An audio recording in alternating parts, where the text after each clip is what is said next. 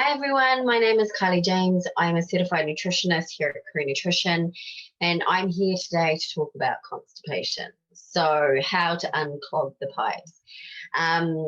This month is digestion month at Kuru, so we're really focusing on digestive health and wellness and how to aid some of those common digestive issues such as bloating, constipation, diarrhea, etc. So today the big one is how to unclog the pipes.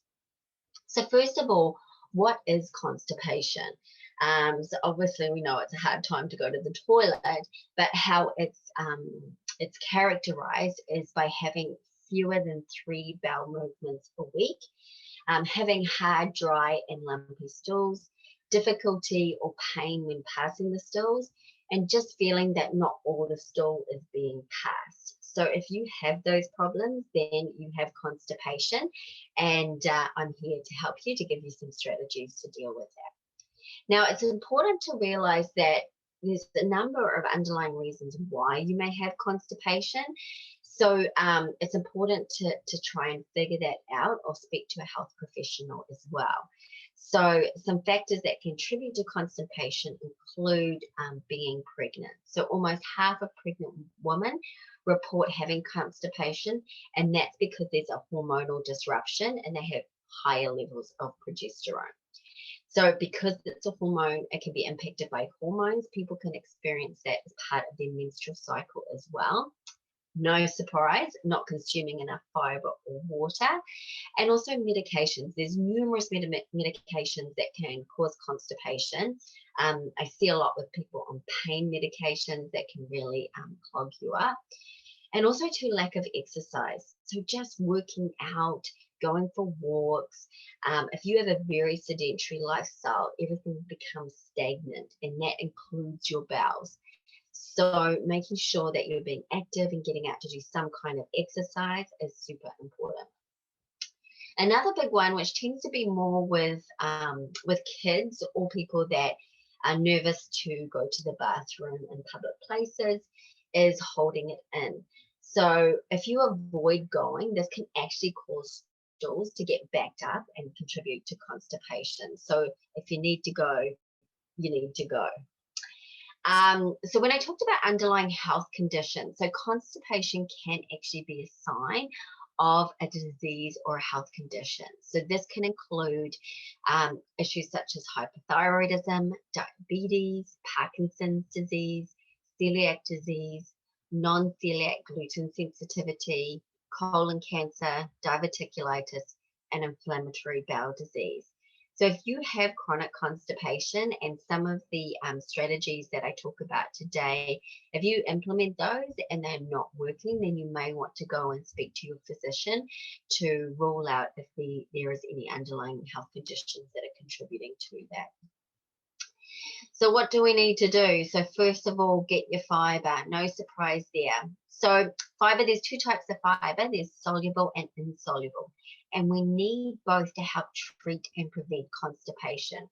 So soluble fibre is like your bananas, your blueberries, your carrots, your chickpeas. They're really important because they allow more water to remain in the stool, making the waste softer, larger, and therefore just easier to pass through the intestines. Insoluble fibre, which is found in your whole grains, your nuts and seeds, your root vegetables, these add bulk to your fecal matter, which quickens its passage through the gut. So again, all your fruits and vegetables, your whole grains, your legumes, your nuts and seeds are all great sources of fibre. So you want to be incorporating these into your diet. But if you still struggle with not getting the recommended fibre amounts, which we're going to talk about shortly, you can take a fibre supplement. So research shows that 77% of people with chronic constipation actually benefited from supplementing with some type of fibre supplement, such as psyllium husks, flaxseed, etc. Now, just be mindful too that some of the fibre supplements do have a lot of additives and preservatives and colorings and flavorings, so you want to try and stick to more a whole foods based fibre supplement. Again, no surprise, drink lots of fluids. So this is really important because it helps your stools move through the digestive tract. And you really need to make sure that you're focusing on getting enough fluid. And especially in the summer when we're losing more fluids, if we're working out, and even too like in the winter because maybe we're not drinking enough water. So Health Canada recommends on average that the adult woman should be consuming about 2.7 litres of water a day and males 3.7 litres a day. Now, if you're a larger person, you're more likely to need more than this just because you need water for various metabolic activities in the body. And if you're carrying more adipose tissue, then that actually requires more higher water demands. Now, a lot of people don't like drinking plain water. So what I suggest is just infusing the water with berries and herbs. So maybe you want to do strawberries and mint, or say cucumbers, or maybe some basil and blueberries, or even just squeezing fresh lemon juice in it. Now, lemon juice is great because it actually stimulates the digestive system and stimulates hydrochloric acid to be produced, which is sort of the beginning of one of the beginning components of digestion, which then stimulates a cascade reaction. I definitely recommend people take a water bottle with them, even if they're sitting at desk doing work, because you can constantly be sipping on your bottle and it stores more. If you just have a glass, you're not able to store as much water and you're less likely to keep going up and filling up the glass and coming back down and drinking it. It's just, you're not going to drink as much. So definitely having a water bottle. And I've seen lately some really cool water bottles that have like motivational quotes, and they also have like the time of day. So 9 o'clock you should be here, 10 o'clock you should have drunk down to here. So it also keeps you on track with how much water you need to get. So they're pretty cool, and I've seen them on Amazon. So really important, if you're trying to increase fiber, you need to make sure you're increasing water too, because you might find your constipation gets worse if you just increase fiber and don't touch the water. So really important that they go hand in hand. So we talk about fiber, we talk about fluids. So this is what we're looking at. So in terms of recommendations by Health Canada.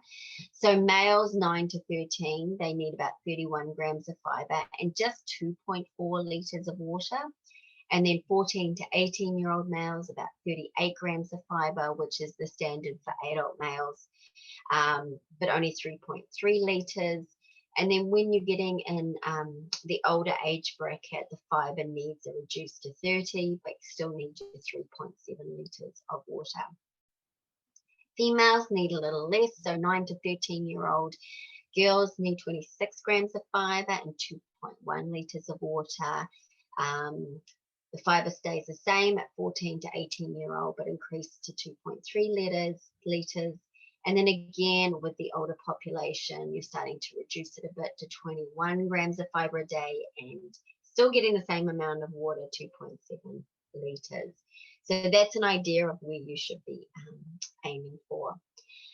So if you don't like water, another option is herbal teas. So again, great way to get your fluid intake, but these herbal teas have health properties that can really help address some of those uncomfortable feelings with constipation and digestive problems. So the big ones are peppermint tea, fennel tea, ginger tea, green tea, and dandelion tea. So again, especially in the winter months when you probably it's harder to get down bottles of water, maybe sipping more frequently herbal teas might be the option for you. So dandelion tea is great. It helps with digestive symptoms such as bloating and constipation. But the great thing about dandelion is it stimulates the liver to produce bile. And bile is really important to help break down and emulsify fats. And we need fats. And I don't talk about it in this presentation, but we actually need fats as well to help with constipation and getting it all slippery and slimy to go through our intestine. So again, this is another great option. And you can also do cold herbal teas in the summer as well. Having your morning coffee. So this helps to get you regular. It is interesting. I do have some clients that drink a ton of coffee, and I find it actually masks constipation because it helps them to go to the toilet. So what's interesting about coffee, it actually has small amounts of soluble fiber. And I didn't actually realize that. We have a computerized, we do a computerized analysis of clients' food journals, and we plug in what they're eating and drinking. And yeah, I was seeing time and time again, coffee was coming up in the fiber section. It's like, that is so interesting. I didn't realize that. So it's got some soluble fiber in there, but of course it's got the caffeine, which stimulates the muscles to contract. And this muscle contraction helps to push that fecal matter through the intestines. So one study found that caffeinated coffee can stimulate the gut to have a bowel motion. And this effect was 60% stronger than just drinking plain water and 23% stronger than drinking decaffeinated coffee. So definitely having a caffeinated coffee is a great way to get the bowels going. Just stick to 1 or 2 cups. Because if you're finding you're having to do 4 or 5 to get the bowel motion going, then there's something else going on there.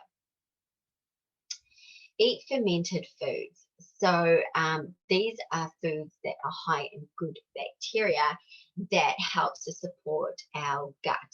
So our gut is a huge ecosystem of all these living organisms, known as our microflora or our microbiome. So we have good and bad bacteria in our gut. So ideally we want an 80-20 rule, 80% good, 20% bad. But we really need to support this good bacteria because it's crucial for ensuring bowel regularity. Now, there's growing research about these good bacteria in the gut, how they can help determine whether a medication works, whether you have a side effect from a medication, how it impacts on mood and cognitive functioning, how it can be responsible for weight gain.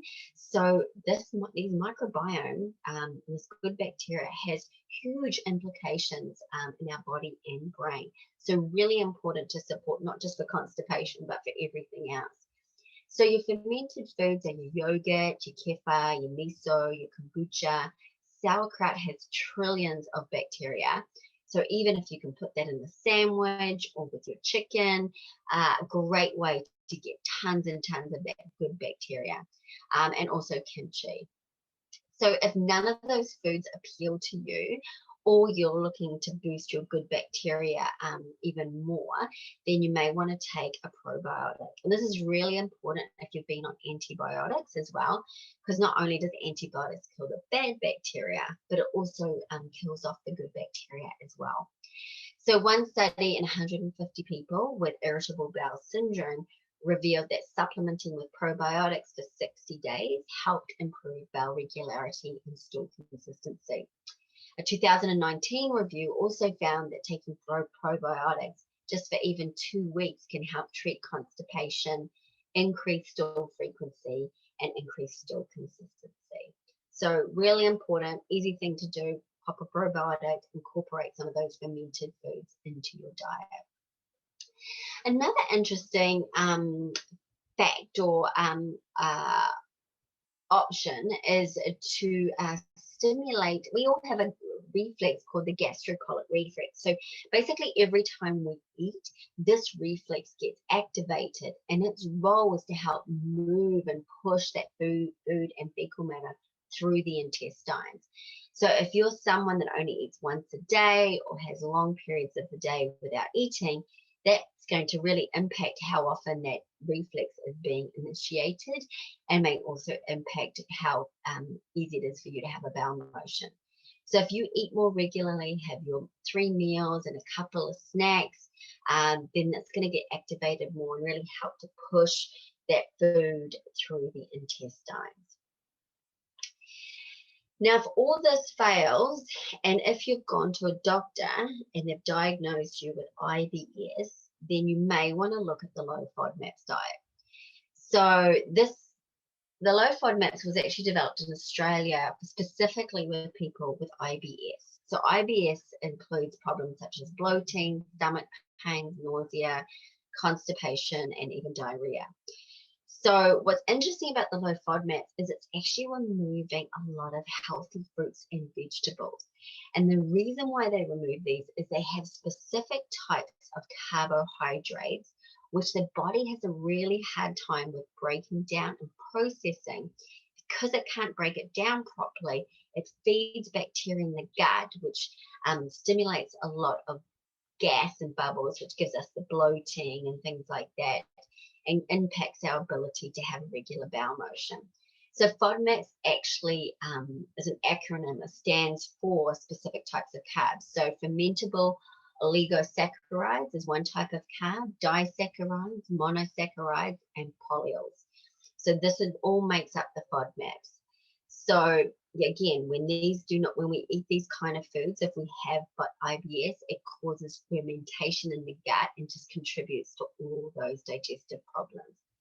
Definitely speak to a health professional before doing this diet, because it can be a bit tricky, because again, there's lots of healthy fruits and vegetables that you have to remove.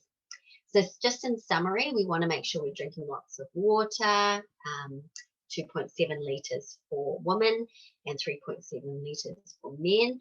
Drinking those herbal teas, the peppermint tea, the ginger, the dandelion, the fennel tea. Having your morning coffee, maybe 1 or 2, but I wouldn't go more than that. Incorporating those fermented foods, so the yogurt, the kefir, the sauerkraut, the kimchi, and maybe even also incorporating a probiotic. We didn't talk about this. We identified it as like a potential why you could be constipated, but regular exercise to help get things moving along. Eating small meals more often throughout the day to stimulate that gastrocolic reflex, making sure that you're getting enough fibre. And if all those fail, then maybe you need to look into a health professional to see if there's an underlying health condition or a disease. And if you do have, and if you are diagnosed with IBS, then maybe you need to look at the low FODMAPs diet. So at Kuru, we're actually have developed a 1-week meal plan on the low FODMAPs diet. So you can actually go to our website, www.nutrition.com, to access that. And I'm also doing a presentation on the low FODMAPs diet as well. So you may want to check that out to get a bit more information about that. So I hope everyone has a great day, and I will see you later.